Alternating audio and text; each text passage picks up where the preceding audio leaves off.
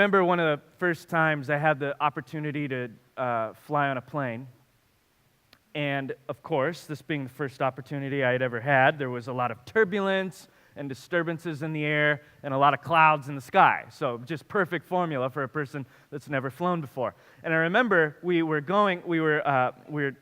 ascending, and there was a huge amount of clouds that the plane was approaching. And the captain let us know there's some clouds approaching, zero visibility, and there might be some turbulence, and all of that came true. But I remember going into this cloud and looking out the window and not being able to see the ground that we had just left or the air that was around us or anything around me, just clouds, just cloud cover. And it almost felt like I was in this invisible vacuum of white cloud. And I couldn't tell my right from my left. I didn't know what was up or down. I certainly couldn't see ahead of myself because I wasn't in the cockpit. I was in a passenger seat. And I found myself just having to trust the pilot completely. In fact, I didn't have a choice, really.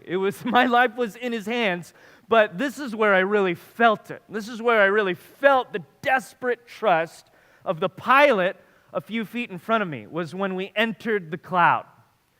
I've titled the sermon today, Enter the Cloud, because the cloud really speaks of all of those seasons and situations in our life where we enter and have no idea what's going on, no idea what's coming next. We can't tell our right from our left, up from down, wrong from right, perhaps, or the right decision to make. Sometimes we too feel like we're entering a cloud. And the thing that we need in that moment, what we're going to see in this text as a picture of what every single human being needs when they enter the cloud, is to know that God is showing up in your life. We've often said this as a church at Reality. Even before I came along, we've had this saying that one moment in the presence of God will answer a lifetime of doubts. We might not get the answers to our why questions, but one moment in the presence of God will answer those questions in a satisfactory way. One moment in the presence of Jesus Christ will answer questions. It will answer doubts. It might not answer the questions we were asking, but it will answer the questions that actually matter. And we need, in some of these moments, for God to show up. And in the middle of this scene, at the very beginning of this scene, we see God showing up in Peter's life.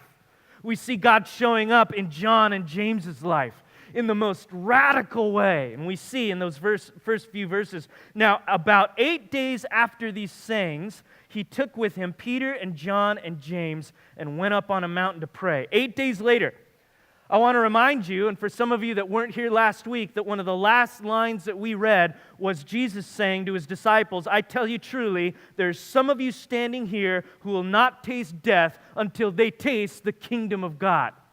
8 days later, something is about to happen. The kingdom of heaven is about to collide with the kingdom of earth, and Peter and James and John are about to see it. Now, about 8 days after these sayings, he took with him Peter and James and John and went on a mountain to pray. And as Jesus was praying, the appearance of his face was altered, and his clothing became a dazzling white. And behold, two men were talking with him, Moses and Elijah, who appeared in glory and spoke of his departure, which he was about to accomplish at Jerusalem. This is an incredible vignette into something that God is doing in the Son. First of all, his appearance starts to change. We're starting to see the remnants of God's glory cover Jesus. Then we get two visitors, guys that have been dead for a long time, Moses and Elijah. Moses was the guy that was kind of the pinnacle of a certain section of the Old Testament. He was the guy that represents the law of God. He was actually the guy who gave to Israel the law of God on tablets. And so when people speak of Moses, they use that vernacular to speak about the law, the moral commands of God. Elijah was another incredible character in the Old Testament. We see him come up in the book of Kings. He's one of those prophets of the Old Testament that was really known for outlandish and powerful displays of God's power.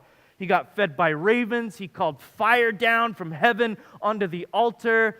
He did all sorts of incredible things, miraculous power. He was known as the pinnacle of the prophetic the prophetic period of the Old Testament. And so when people in the New Testament tend to speak of Moses and Elijah, they're not just speaking about those two guys, they're speaking about what we call the Old Testament, what would have been for Jesus just the Scriptures. In fact, that becomes shorthand in the New Testament to speak about the Bible or the Scriptures in general, all of the law and the prophets. And so when we're told by Luke that Moses and Elijah appear with Jesus, we're being given a glimpse into something special. Something about the entire Bible is on the scene, the whole story of God.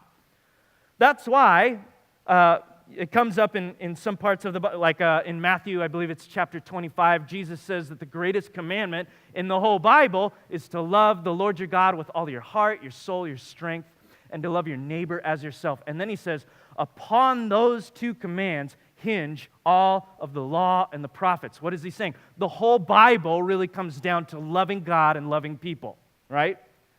He's using that as shorthand, the whole Bible. So when Moses and Elijah appear on the scene, it's not just two random guys from the Old Testament. It's God telling us that the whole story of the Old Testament, the whole story of Israel, everything from David and Goliath in that battle to the prophetic words in Zechariah and Obadiah to the creation of the world in Genesis, everything from this end to that end, from Genesis to Malachi, is somehow reaching its apex in what you're about to see. The story is about to get fulfilled in this guy named Jesus. Incredible. That's why Jesus would say in Matthew chapter 5, he would say something awesome, I'm sure. Matthew chapter 5 is probably awesome.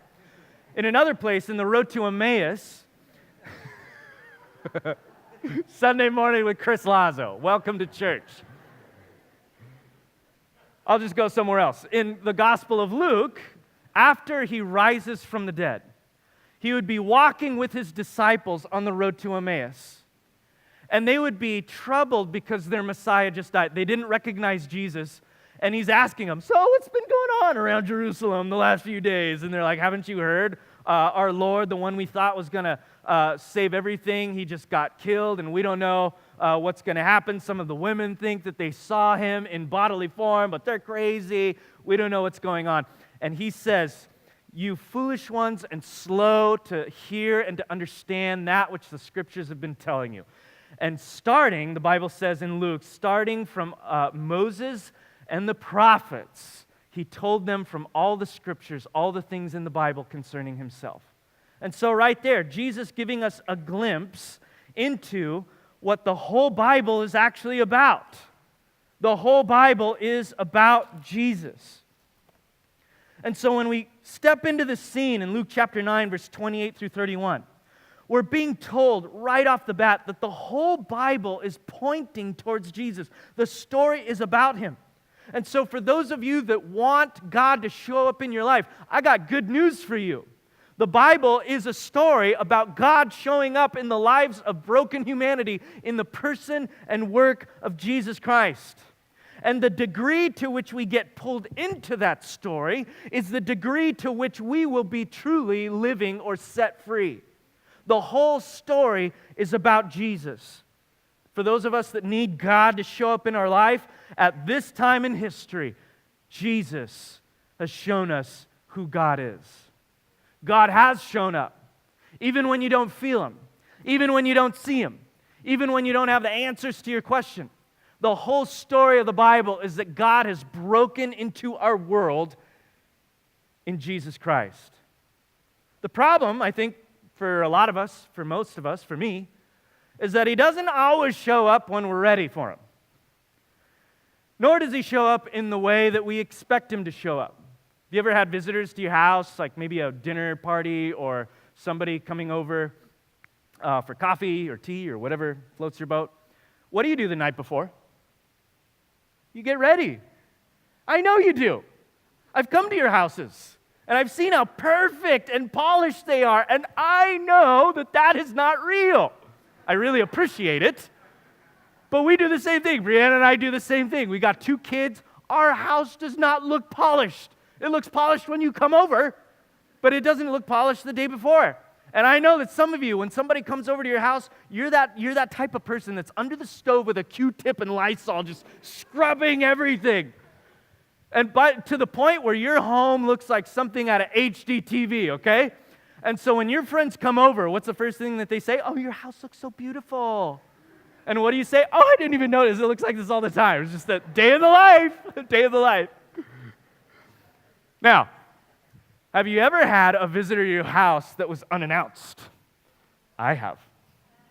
Somebody who comes over and they don't RSVP, they don't say that they're coming, they don't call, they just show up at the door. And what does your house look like then? It looks like all our houses look like. There's stuff on the floor, there's toys if you got kids on the carpet, your old laundry is all over the door, all over the chairs, the sink is piled high with stuff, the kitchen smells like 5-day-old eggs and bagels. Like it is terrible, right? This is a picture of how God often shows up in the life of people. God doesn't RSVP. He doesn't say, I'm about to show up tomorrow at 2 p.m. No, he waits until your life is a mess, and then he opens up the door. And sometimes we're not expecting him, right? Sometimes we want to fix things, we want to polish our living room, we want to rearrange furniture so that it looks acceptable to the King of Kings and Lord of Lords. He doesn't care about that. He comes unannounced. And sometimes he comes when we're not ready. Sometimes he comes in the grit, not the glamour of our spirituality and of our lives. And what does the grit look like for some of us? Sometimes it means that we're tired. In this passage, we see a scene of people who are just tired from life. Look at in the next verse, in verse 32, it says that now Peter and those who were with Jesus were heavy with sleep. This is a picture of how some of us feel right now. Peter was heavy with sleep. He was not waiting in his Sunday finest. He wasn't waiting with a cup of coffee, waiting for the kingdom of God to roll in. He was sleeping. But when they became fully awake, Luke tells us, then they saw his glory and the two men who stood with him. You know what I love about that verse? This represents all those moments in your life where you've been believing God for something, but it's taking a long time and you're tired. This is a picture of those moments in your life where you have been praying to God and believing for breakthrough and believing for an outcome and believing for the wall to be torn down and the mountains to be moved week after week after week after week after month after year, and it hasn't happened yet, and you're tired of asking. This passage right here represents all those seasons in your life where you are exhausted by life and you need somebody to come along and awaken you. Peter was tired, broken down, snoozing, for reasons that I completely resonate with. It's probably been a long day. It's probably been a long life. For Peter at this point, how many of you in this building can say that too? It's been a long life. I've got good news for you. God isn't scared of your fatigue. He shows up when you're tired. And he doesn't even knock on the door. He just steps in and puts himself on display. And then after they awoke, they saw his glory. Sometimes what you need most in life is not a quick fix. There's no red button on all of our problems. Have you noticed? I've been looking for that verse in the Bible for years. Can't find it. Maybe I need a new translation. There's no magic red button. Sometimes what we need is not a magic red button. Sometimes what we need most is not a quick fix, but the ability in our predicament to look up and see past our present circumstance into the glory of Christ who is with us. Your circumstances might not change tonight. They might not change tomorrow. They might not change for years. You might have that proverbial thorn in your flesh like Paul had in the letter to the Corinthians for a long time. It might never go away. What we can promise each other is that in the middle of your present circumstances, you can see the glory of Christ, and that will be enough. Sometimes what we need most in life is not a quick fix, but the ability to wake up and look past our present circumstances into the face of Jesus Christ. For some of us, we're stuck in the present. We're stuck in that circumstance that we've been dealing with. We're thinking about it. Perhaps you're in this sanctuary, in this theater, and you're thinking about something that's happening right now. I am too. Some of you are doing that. For others, you're not stuck in the present, you're stuck in the past. You're transfixed on the past. Look at verse 33. As the men were parting from Jesus, Peter said to Jesus, I love Peter's lines. I just want a book of Peter's lines, his one-liners, because they're so funny. Master, it is good that we're here. This is awesome. Let us make 3 tents, one for you, one for Moses, and one for Elijah. I'm done. I love that last line in the verse, not knowing what he said. He was just regurgitating the stuff that came immediately to his mind. And what comes to Peter's mind? Often the same stuff that comes to my mind. Often I'm thinking about, I want to pull out a couple things here. We talked about God meeting us when we're tired. He also meets us when we're transfixed on the past. And this is what I think Peter is right now. He seems to be trying to preserve something that was very special in the history of Israel. Moses and Elijah. I would completely resonate with that. If Moses and Elijah appeared like right there, I would probably shut up. I'd stop preaching. I'd be like, that is awesome. This seems to be what Peter is doing. He's like, he's almost, if I could rephrase it this way, he's like, oh my goodness, a couple people, heroes from the glorious era, the golden years of our history have shown up. This is awesome. We don't have need of anything else. Let's try to keep them here. And he builds tents to imprison them on the mountain for Peter to enjoy for all of history. This almost sounds like what he's doing. Let's keep them here. If they leave, we're doomed. Is this not how sometimes we feel about our past? For some of you, there have been good moments in your past. And right now, in the present, it's not that good. How many of us feel as though we have seen the best that life has had to offer? How many of us are enslaved to some version of a nostalgia? Well, if only we could go back to this. If only we could go back to that. Back then, life was good. Back then, life was easy. Back then, life was great. If only we could take a trip back to memory lane, go back to the way things were, we could escape what's happening right now. For some of you, you're preserving the past because you feel like that's as good as it gets and there's no hope in the future. And so you preserve the past because you're afraid to move into the future. Some of you are transfixed on the past. Some of us are transfixed on the past, not because it was good, but because it was bad. You've been wronged. You've been betrayed, hurt, discouraged, disillusioned, disappointed by other people. You've been passed up for opportunities in your career. You've hit a glass ceiling. You've run into obstacles that people have put in front of you. You've been neglected and passed by.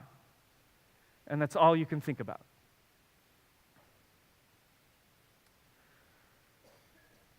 You can't think about the present. You can't even think about the future. All you can think about is what would have happened if something in your past was different. Like Uncle Rico from Napoleon Dynamite. Right?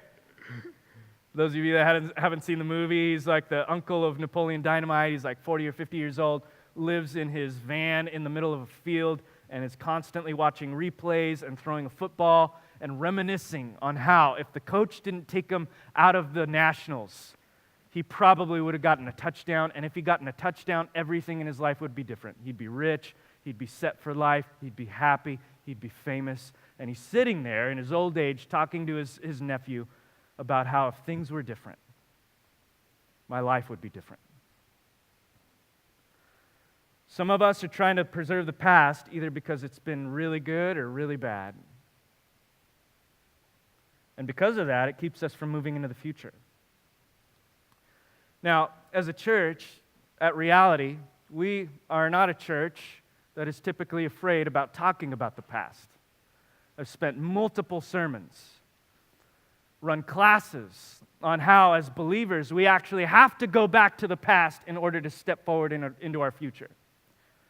That regardless of what you believe or whether you agree with this or not, your life in the present has been radically shaped by your past, by our biological families of origin, by things that have been done, good and bad. We have been shaped into the people that we are.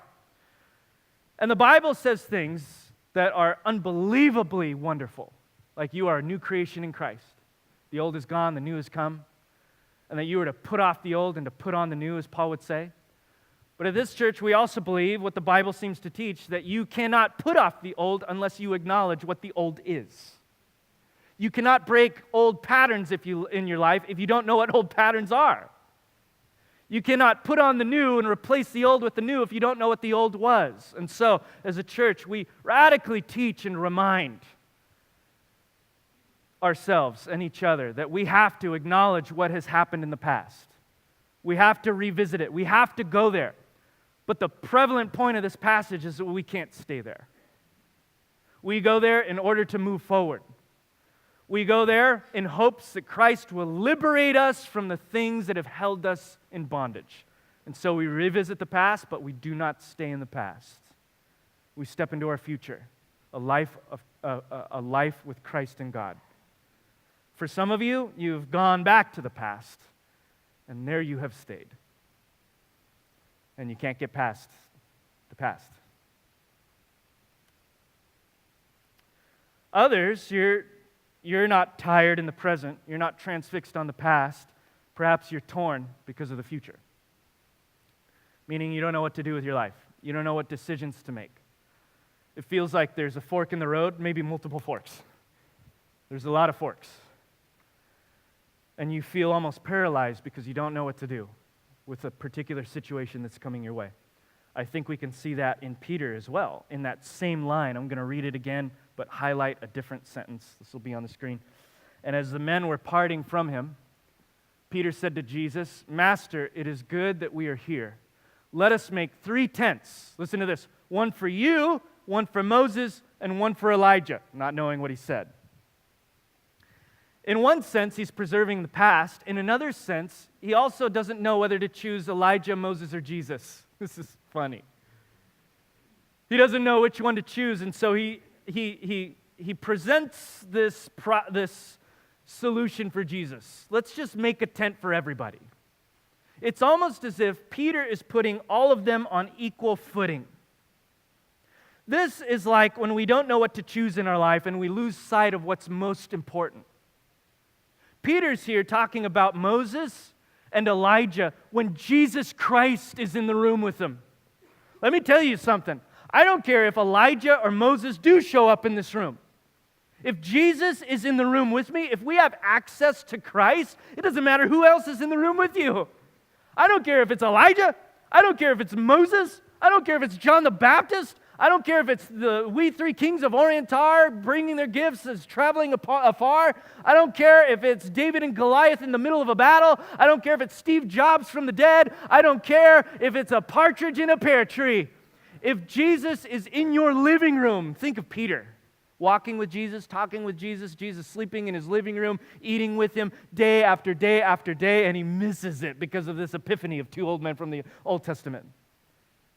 And he says, maybe I have room for all 3 of you. When Moses and Elijah are there to point the way to one person. Perhaps some of you feel stuck, torn between options when Jesus is right in front of you.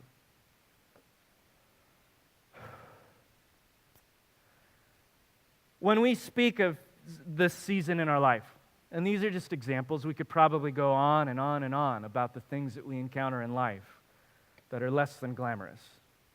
And this is just a vignette, a picture. We're tired. We're transfixed. We're torn. That combination right there is an example of the cloud. It's an example of the cloud that we find ourselves ascending into, that threatens to shake our spirituality, our faith, because we don't know what to do. Perhaps we don't even have the ability to do it. And just like in an actual airplane, our only job Our only responsibility, our only choice as followers of Christ is to trust the pilot completely. I want to give you 3 closing things that you can take with you into the cloud. The first one is to acknowledge there will be a cloud. Everybody who desires to follow Jesus will encounter a cloud. I want to disassemble this false idea that following Jesus will mean that your life gets easy, that everything that you want will happen. Jesus said, in this life you will have trouble, but take heart, I have overcome the world. Paul and the other apostles testify that anyone who desires to follow after Christ will experience hardship, persecution, difficulty. But you can get through it. In other words, you are going to be overshadowed by a cloud at some point in your life. And you know what the cloud is in Luke chapter 9, verse 34? The cloud often shows up in the Bible, a literal cloud. And the cloud was often what enshrouded the glory of God. The glory of God is that phrase in the Bible that speaks of the radiating, visible sign of God's nature. So you take all of God's attributes, His characteristics, and if you were to see it, it would be His glory. And it would be blinding. It would be brilliant. It's so bright and otherworldly and heavy. In fact, one of the Hebrew words for glory, kavod, means literally weighty or heaviness. It's so overwhelming, the visible view of God's nature, that it's blinding to people. One New Testament writer describes Him as dwelling in unapproachable light. The author of Hebrews says that our God is a consuming fire. And in those moments in the Bible where God shows up in some kind of visible form and we see His glory, what we're actually seeing, Moses and John and all those guys, what they were actually seeing was something enshrouding His glory. If you read Exodus, I love this story in Exodus, when Moses asks God on the mountain, I want to see your glory. God's response to Moses is, well, nobody can see my glory and live, so no. But I'll tell you what, I'll put you in the cleft of the rock on this mountain, and I'll pass by you, and you'll see my back. Or if I could rephrase it in Chris Lazo language, you will see the afterglow of my glory. You will see the residue, what's left over. And his words are, because nobody can see my glory and live. And so often when you see visible manifestations of God in the Old Testament, in the New Testament, it's always with a cloud. In the temple, in this story right here, whenever He appears, there's often a cloud. Why? Because we can't handle who God is. He's too much. And so He protects us by enshrouding Himself with a cloud. The cloud then is not the glory of God. Okay? Follow with me. The cloud is not the glory of God. The cloud is what masks our eyes to the glory of God so that He could be a little bit palpable to us. You tracking with me? What is it that we see when we're stepping into moments where things don't make sense? We're seeing a cloud. There are moments for us when life is full of questions. When God is actually present in your life, you just can't see Him. There are moments, seasons in our life when nothing seems to make sense. When the gears are grinding and we feel like we're tired, we're transfixed, we're torn between options, we're lobbing prayers into the heavens, hoping that God will give us a right or wrong or a yes or no answer, and it never comes, and we're wondering if He's there. God is there. We just can't see Him because of the cloud. The cloud is often there to mask the glory of God. But He is there, make no mistake about it. We will sometimes feel overshadowed by the cloud. I say this, I warn you this, that you might acknowledge when this happens so that you're not afraid that things are going wrong. So that when suffering comes, when difficulty comes, when you hit a wall in your spirituality, you're not tempted to say, I think God has abandoned me, or I must be doing something wrong. Instead, you will acknowledge this is a normal thing that happens to Christians, and you enter into the cloud. And acknowledge that even though you can't see Him or hear Him, God is in this somehow. The second thing I want you to do is to keep moving forward through the cloud. Look at verse 34. As he was saying these things, a cloud came and overshadowed them, and they were afraid. Notice that this is a visible a manifestation of God in this place, and Peter's scared. All he sees is the cloud. He just woke up from groggy sleep, and he sees a cloud. But notice that even though he's afraid, he continues to enter into that holy place. That means we don't just acknowledge that there's sometimes clouds in our lives, dark points in our lives, tunnels in which we can't see, where there's zero visibility, but that we keep pressing forward. This means that Peter didn't need to know the answer to the question. You don't always need answers to know the most important thing, that Jesus is real. He died, He rose from the dead, and He's with you even if you don't even feel it. You don't always need to know the why if all you know is the who. I remember one of my pastors, Britt Merrick, who founded Reality, a family of churches, and is the lead pastor at Reality in Carpinteria, once saying, after a very dark season in his life, having lost his daughter to a years-long battle with cancer, asking the questions that some of us are asking all the time. Why, God? Why did you let this happen? Why couldn't you heal her? You've healed other people. Why didn't you heal her? Why did this happen? Why did that happen? Why not this? Why this? Why? And he never got the answer to his why. And then he realized at some point, he looked up and he saw the glory of God in the face of Christ. And he recognized that God was with him. And about a direct quote from Britt Merrick. Once Kate and I stopped asking the why questions, we started experiencing God's presence with us.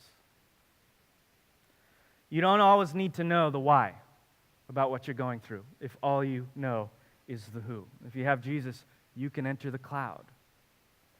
This comes to the last point. God often reveals Himself in clouds.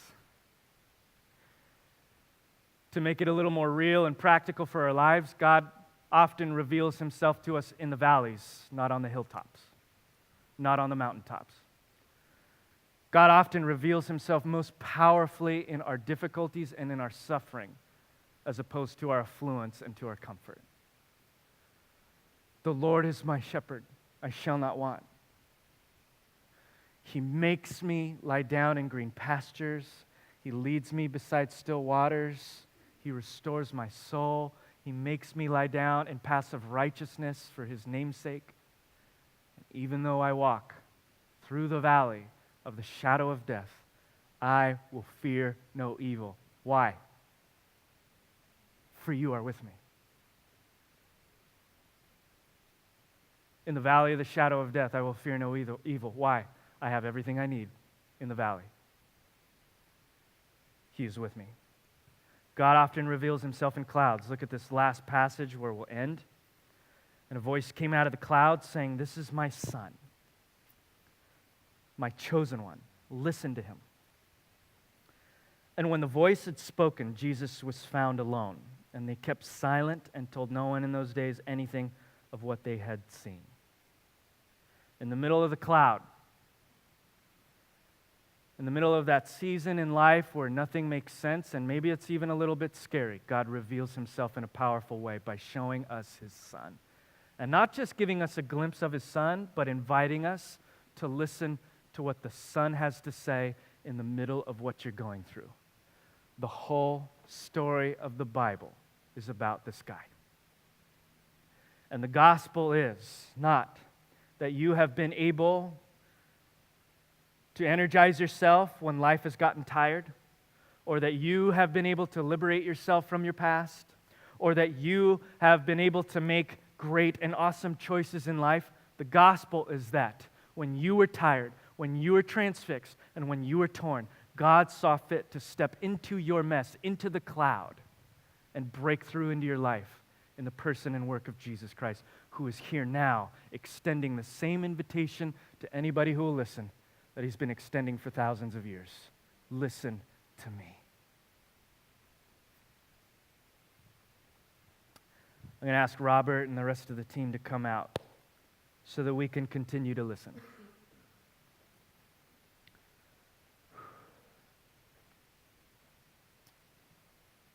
And I want you to join me right now in bringing your own personal cloud before God. Maybe it's something you've been through. Maybe it's something you're going through right now. I just want to invite you to bring it before God and say, with the rest of us, I don't know what's going on. Perhaps I can't make sense of X, Y, and Z. But I know one thing. I know who. And you'll find that as you continue to press in the cloud, God will reveal himself to you. It might not be tonight, or maybe it will be. Maybe it'll be this morning. Maybe your breakthrough comes this morning. But maybe your breakthrough doesn't come for a few weeks. Maybe it's years. But if you continue to hang on to the author and perfecter of your faith, you will recognize at some point in your life that sometimes the deepest revelations come out of our deepest valleys. And you're going to get through this. I don't know whatever this is for you, but I know that when I look out on a room this size and meet your eyes and hear your voices and run into you, even when you're smiling, I know the truth because I'm a human too. Everybody I meet is fighting a battle that I don't see or understand. And I don't know what your battle is or what that cloud is, but I can tell you this: if you walk with Jesus, you are going to get through it. Christ can be found in the cloud of despair. He can be found in the cloud of confusion. He can be found in the cloud of unknowing. Enter the cloud if you have to, but enter it listening for the voice of your Messiah, the one who will never leave you or forsake you, who has not yet left you now and will not leave you tomorrow, even if you do not hear him, see him, taste him, touch him, or smell him. He is close to you right now. And when life is unpredictable, what we need most is to slow down and wait for Jesus. There is nobody else. Nobody else in this life through whom we can be saved.